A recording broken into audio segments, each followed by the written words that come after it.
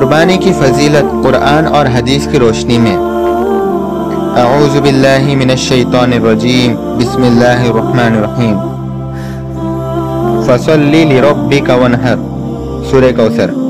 اس کا مطلب ہے آپ اپنے پروردگار کی نماز پڑھیے اور قربانی کیجیے۔ وَالْبُدْنَ جَعَلْنَاهَا لَكُم مِّن شَعَائِرِ اللَّهِ لَكُمْ فِيهَا خَيْرٌ، سورہ حج۔ اس کا مطلب ہے قربانی کے اونٹ اور گائے کو اسی طرح بکری بھیڑ کو بھی ہم نے اللہ کے دین کی یادگار بنایا ہے۔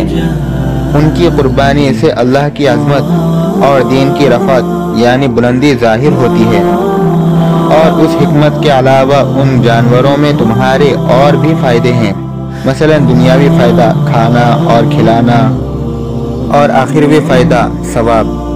تو تم خود بھی کھاؤ اور بے سوال اور سوالی یعنی محتاج کو بھی کھانے کو دو، کہ یہ دنیاوی فائدہ بھی ہیں۔